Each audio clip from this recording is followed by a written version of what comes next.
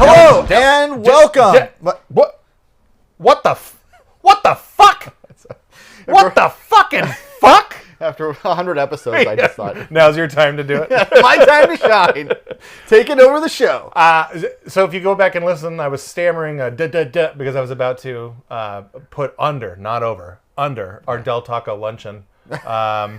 And then you went in there and you said, "No way, I'm gonna get out ahead of this curve and I'm gonna go wild."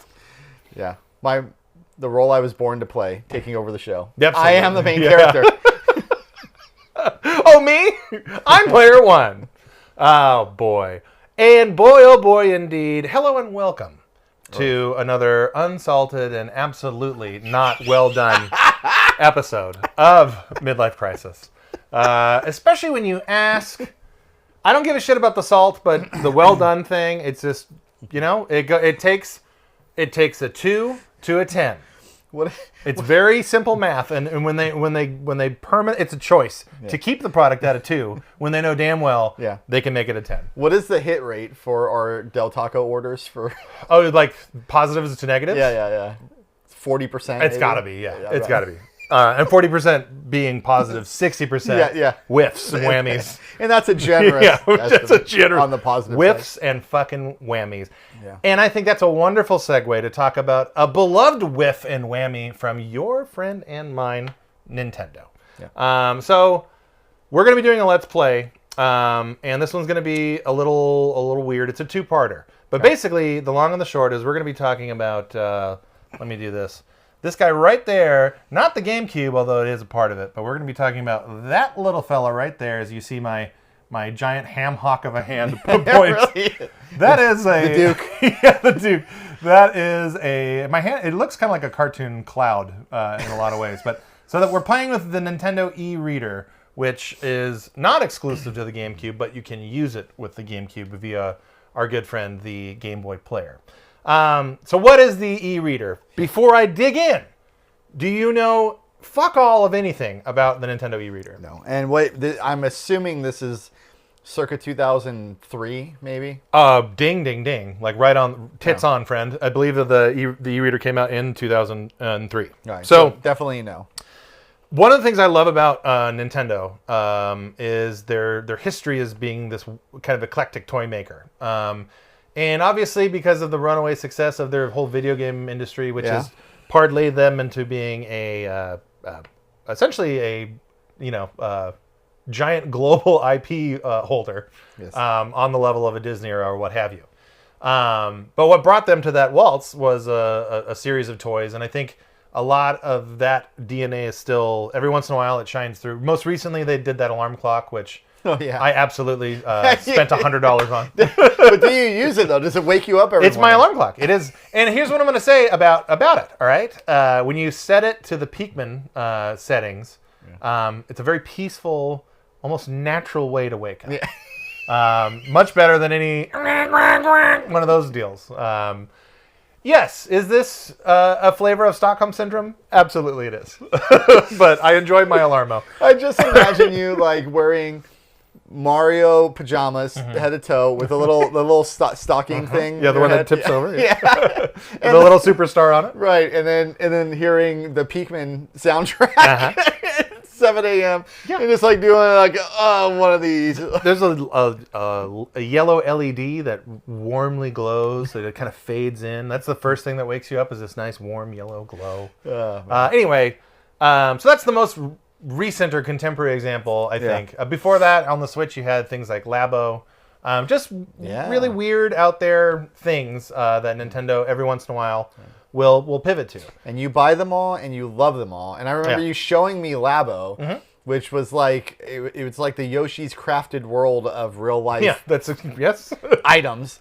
Where it's like some what my 5-year-old son would do with some pieces of cardboard, except a little bit more involved than that. Like they're part of the magic is how like ridiculously engineered and designed they were. Wasn't there like from being fucking cardboard? A bazooka or something that you could make? Yeah, that was the VR one. So they made exactly. Like so there's a VR thing on the Switch, which that sentence alone is kind of proof positive of what it is that I'm talking about. VR through cardboard. Yeah, VR. It was $40 VR through cardboard. And what's crazy is that, I mean, obviously it wasn't that was my first in-home VR experience, like way before I got a PSVR 2 or any of that other stuff. And I was kind of taken aback at how well it did work. You showed it to me, and I'm giving it short shrift because it actually did work pretty well. Yeah. Certainly better than if you would just to describe, I'm going to give you some cardboard and $40. Yes. Yeah. Create a VR set. It worked a lot better than you would think. Something with that would. Especially for the $40 price point too. It had some, to be fair though, to beat it up a little bit, it was some of the worst screen door effect you'll ever see on VR. Yeah. Which that's a thing. Yeah, but $40, come on. Yeah. So anyway, that's what we're talking about. So we're gonna wind back the clock to the GameCube era, to 2003. So I first learned about the eReader because I was following. Pretty much day to day, the release of the first Animal Crossing in America, which came out on the GameCube. I was so invested in that game coming out and so excited for it because number one, the Trojan horse of it all, the fact that Nintendo was advertising that there were NES games that you could get in this game through different means of gameplay. So that was the hook. And then seeing it for what it was like this really cool, quirky, ultra unique communication type game that really hadn't existed here outside of like maybe you could say The Sims, but this was like a very different take on something like The Sims. So anyway, I was very invested, and part of the promotion leading up to that release was, hey, this is going to be e-reader compatible. What's the fucking e-reader? It's this crazy ass device that allows you to scan cards, and there's all kinds of different applications for it. It wasn't a huge success, so the some of the products that you can get for this one, which we're going to play, are kind of hard to find today.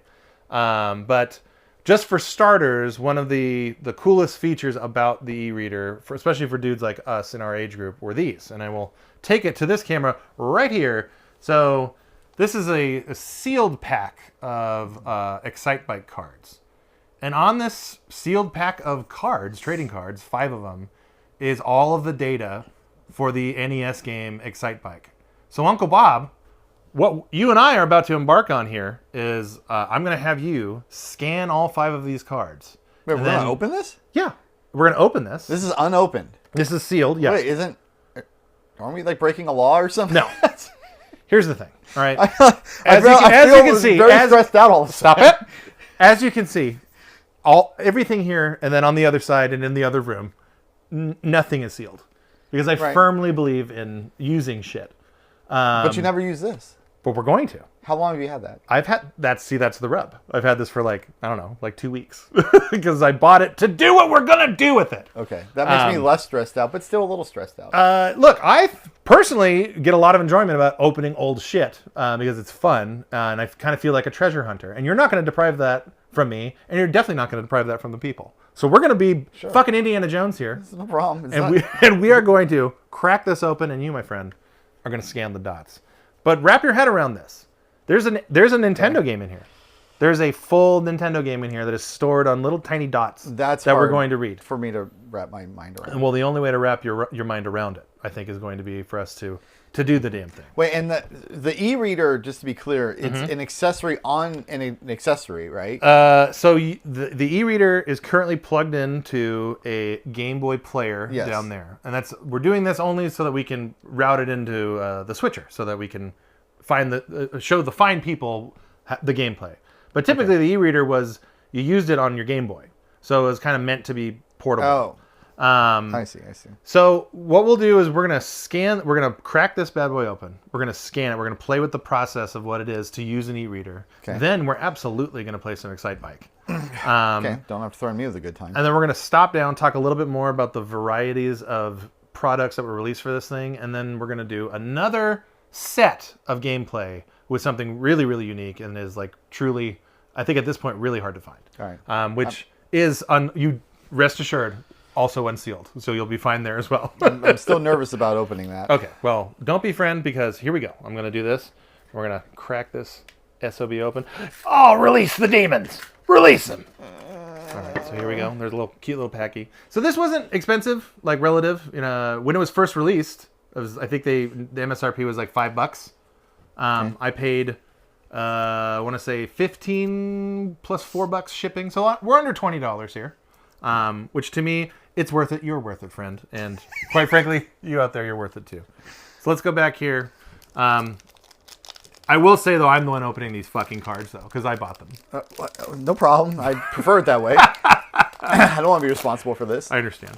But what is there? Normally, when you open a pack of cards, yes, you're getting like a set. Yes, you're getting some items of a set, and there's going to be varying rarities, and there's some excitement because you don't know what you're going to get. Yeah.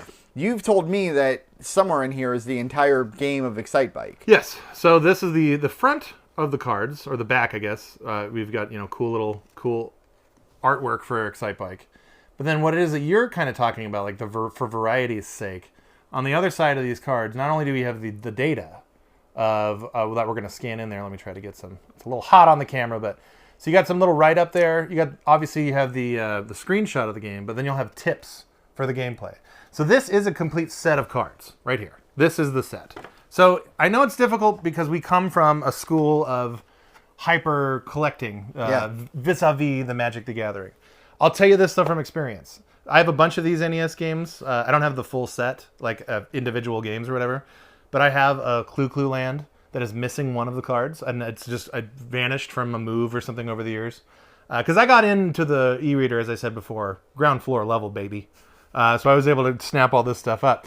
But that is a thorn in my side. Like if I want to go on eBay and buy one individual card to complete Clue Land, I can do that. But then I should be rightfully committed for various mental illnesses that would require one to do an activity like that. How many games are on the eReader? How many of these sets can you buy? I think it's less than 20. It's more than 10, less than 20. I don't have an exact number. But I personally own now Excitebike, but I have Donkey Kong 1, 3, a partial Clue Land as I just laid out. And then what else do I have? Oh God. I think one of the sports games, maybe a tennis or a baseball. And I bought that on clearance from Fry's back in the day because this stuff went clearance very, very quickly. Because it's a cool toy novelty thing. And at that time, we're going back 22 years. The concept of an NES game being stored on a pack of cards is it's still fucking cool. It is still fucking cool. And back then it was like triple, dare I say quadruple cool. My mind wanders at the thought of how much amazing novelty crap you've been able to get on clearance from somewhere, because we've heard that story a lot. I got this from you.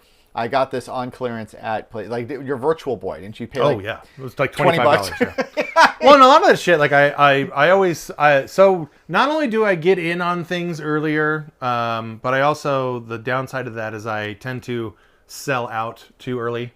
I had a Neo Geo home system collection that when I sold it for multiple thousands of dollars. But if I would have just waited like another decade, probably could have quadrupled. Just another decade. Or maybe not quad. If I would have kept it through COVID, and I had one game, I had a US Metal Slug 3. There are maybe 500 copies of that game in existence on the planet.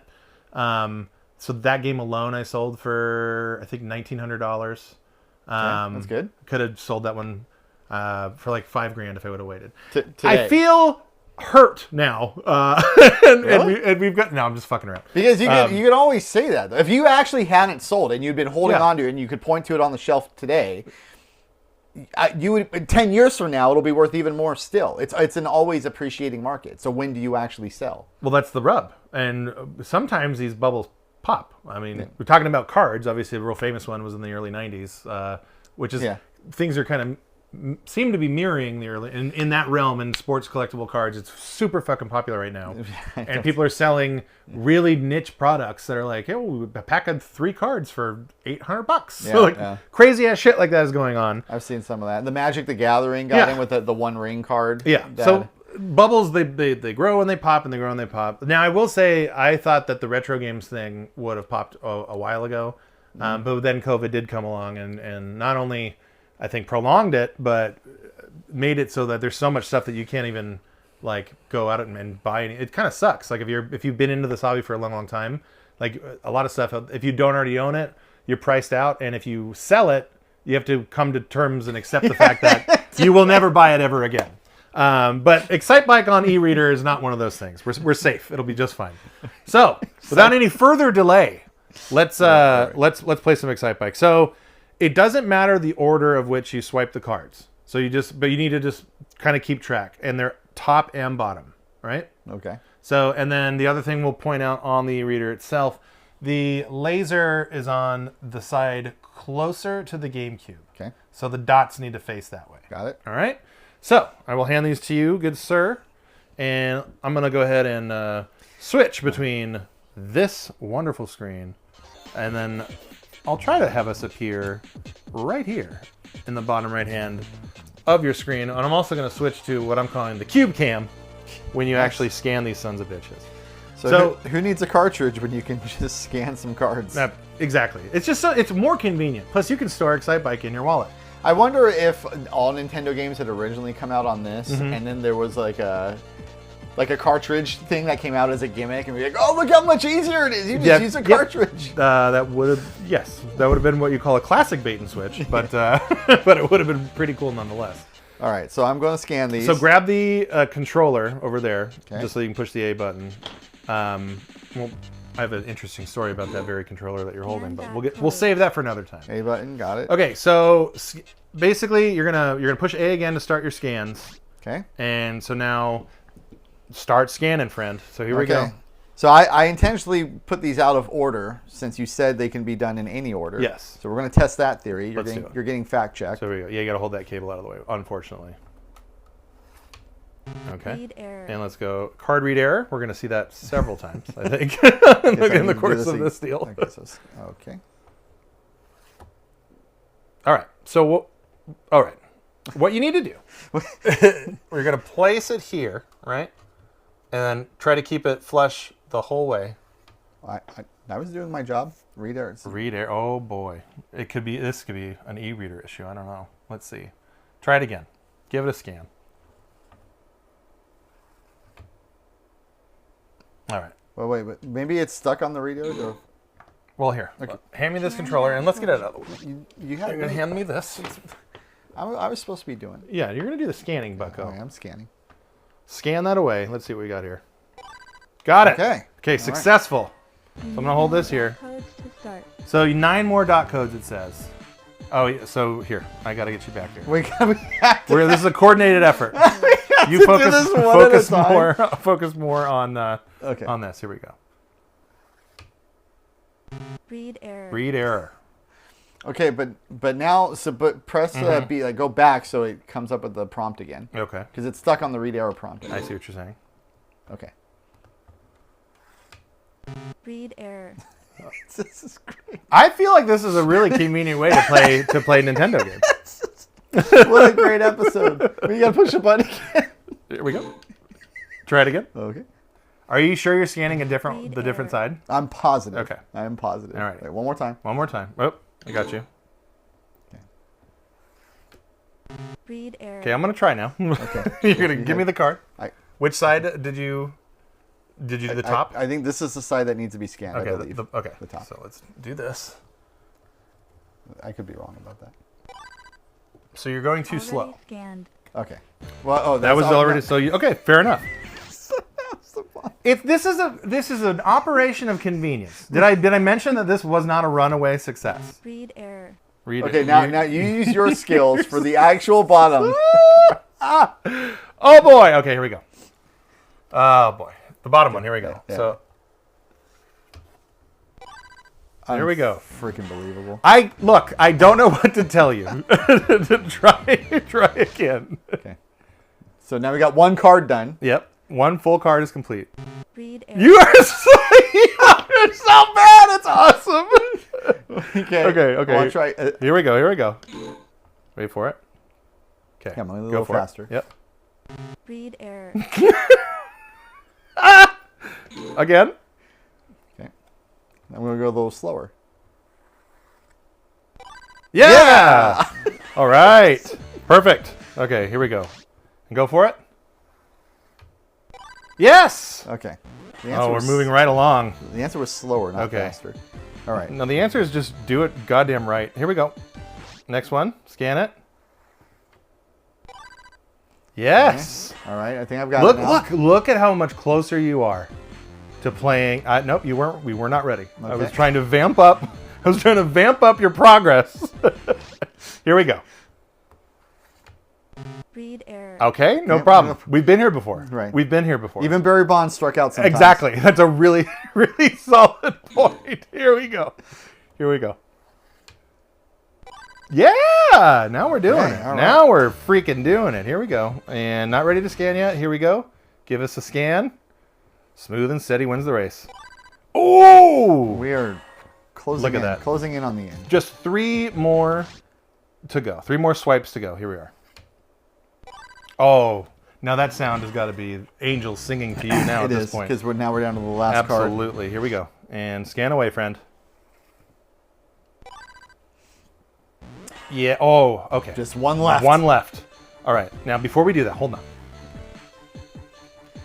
Don't fuck this up. All right? We're this close. We are this close to playing Excitebike in what is inarguably the most frustrating way to play Excitebike. So no pressure. Here we go. I already forgot which side to scan. Here we go. Final scan. I feel like it's this one. Read error. And an error. Okay, back to it. Whoops. There we go. Read error. That's fine. This is all part of the build-up. Okay. Here we go. Wait for it. Of course, the last one would do this. Here we go. Ah! Yes. Tremendous. Okay, here we are. Here we are. Now, since you did that scanning, I'm going to hand you this controller. And with those simple instructions, you too could be playing Excitebike. Absolutely, you can. And that's why this thing was such a runaway success. So I had the Animal Crossing thing stored in there. So just to kind of assuage your concerns, if you scanned all 10 of those barcodes or dot codes to load in Excitebike as you just did, you are going to be breathing fresh air to know that this stores in the eReader. Oh, so you only have to do it once. You only have to do it once. Caveat, there's only enough storage for one thing at a time. So let's say you want to play Donkey Kong. I think you know where this is going. Yeah. So are these QR codes? No, there's some kind of unique, I believe it's a proprietary deal that Nintendo came up with. Makes sense. Nintendo would do that. But and so back in the day, you couldn't easily print fakes of these. I know from experience. The printers just weren't good enough to be able to hit that resolution that was needed. Which Nintendo no doubt thought about. Yeah, but it's like the Neo Geo CD didn't have CDR copy protection because there were no CDRs. So it's one of those things. Like Nintendo had the benefit of having shitty technology as their security on this product that absolutely failed. All right, here we go.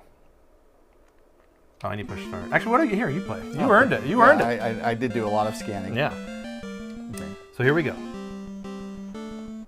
So this, Uncle Bob, I'm going to tell you straight out of the gate, pun intended. This is my favorite black box NES game by a wide margin. Really? I love this game.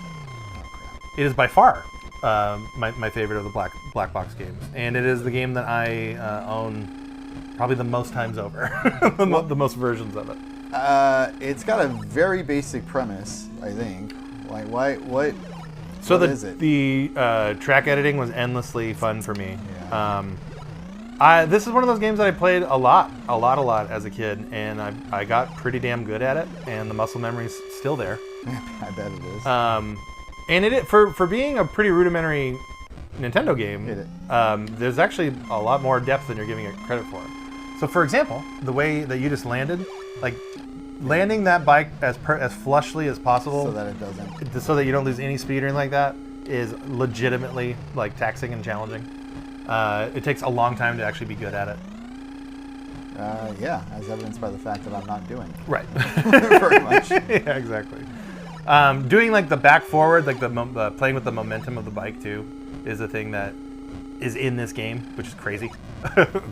The fact that they like thought about that kind of stuff, so you can kind of like kick off of jumps if you know how to play with the physics of it. I got a new record, so I mean. Yeah. Well, the thing about cards, unfortunately, is that we can't store your time on the cards. Does it have the entire game though? Because I'm doing this first track, yes. But there's like a second so one. So all of these NES eReader games were the full NES games, the ROMs. Obviously, they weren't the big games. Like, you're not going to find Super Mario Brothers 3 on cards. Oh, man. That's what I want. That would be awesome. You'd probably have to scan, like, no fewer than, like, 50 cards, though. More or less. Oh, no. Did you ever play, either at my house or someone else's house, the downloadable Wii Excitebike game that came out in like 2009, I want to say? No, I would have only played it with you. I did own this original game when it was new. Baseball. So after Duck Hunt and Gyromite on my original system, I bought Baseball was the first game I bought, and then Excitebike, and then Donkey Kong Jr. And then Super Mario Brothers and Zelda back to back. So right. That was a good year. Well, Super Mario Brothers did technically ship in a black box initially. So I guess by default, that's kind of my favorite black box game. But number 1B is this fucking game right here. Yeah. In my mind, I always think of Super Mario Brothers in the multi-pack, the silver everybody box. does, yeah, of course. But it absolutely came out in a black box. I actually did worse in the second run than That's the first fine. run. All right, give me that guy. And then I'll play a little deal here. And then it's Excitebike, so we know what the people are. We're not giving them anything that they ever haven't already seen. Okay, here we go. You gotta ride that tip. That's really what it's all about. Oh yeah, so this controller, which I will show in a minute on camera, so you get a little bit more of a detailed look. Oh no. Oh, Brian. It's fine. It's gonna hurt so bad. Well, I guess I do I probably do need to focus on on playing Excitebike. It's one of those games. Yeah, I have a Hori pad for the GameCube, a legit one, and more on that later. Oh god, didn't I just say like 10 seconds ago that I'm pretty good at Excitebike actually? Yeah. That's fine. Good. It's a good build-up. It's okay. It'll be fine. I do remember. I had forgotten until you had said it, but the track editor on this was actually innovative. Yeah, and also endlessly frustrating when you were little because you couldn't save. Right. This game came out on the disc system in Japan, and obviously you could save on a disc because it was a fucking floppy disk, and Nintendo just ported it wholly, like just did a dirty, easy, quick port, and didn't even remove that feature. So when you go to save your track on the NES, your game freezes and you have to reset your system, which is pretty cool. Woo! So I love that little combo, the little jump with the big tolly and the little jump. I stole that and used that in many of my tracks. Many of them. Imitation's the most sincere form of flattery. Yes. I keep forgetting that you have to let go of the overheat button. Well, that's fine. It's not like I haven't publicly embarrassed myself plenty of times.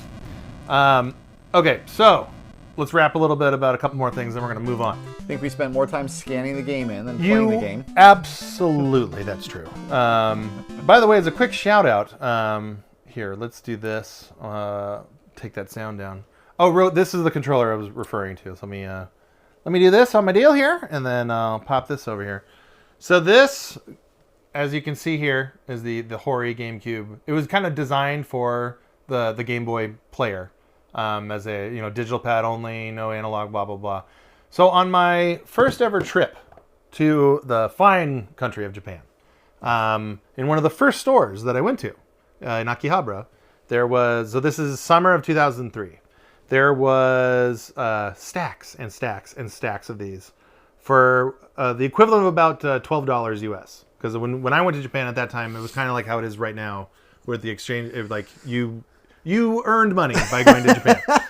So anyway, I thought I didn't need this, but I wanted it. I'm a big Ikaruga guy, and this controller is perfect for that. And then I also did have the Game Boy player and blah blah blah. But anyway, fast forward to today, this thing out of the box is $200-300. In the box, it's like $500 to $1,000, and there was just stacks of these, stacks and stacks and stacks. It's one of many examples in my life where, had I known, I obviously would have filled up an entire suitcase full of this. But how would you know? How would you know? How would you know? It is a good controller, but why the spike in value? It never came out in America. It was always hard to get. It was limited release. Hori, the company, is known for like the highest, like first party level of quality, and it was officially licensed by Nintendo. A couple companies have since like made their own like bastardized versions of this controller, but none of them are as good or as high quality as this. And it's just one of those things. People want what they can't have, and this is hard to get. Therefore, people want it. And times 1,000, because GameCube has become this super sought after, highly collectible thing. Yeah. Because the GameCube generation is now of spending power age, and they want to go after, just like any one of us, they want to go and collect the stuff that they either didn't have or lost from their childhood, because that is, of course, the main reason why we're all sick and do this kind of stuff. So I'm going to put a pin in it here. That was Excitebike. I just wanted to get the e-reader set up. What we're going to come back to play is something really, truly unique, and I'll save that. It is over here. Okay. I will reveal it when we come back on another installment of Midlife Krisis. Stay tuned. So let's do some sort of a trading. Oh, I know, a gentleman's handshake where we scan hands. Here we go. Oh, we're scanning. Yeah, we're scanning hands. Here we go. So okay. Read error. Do it again.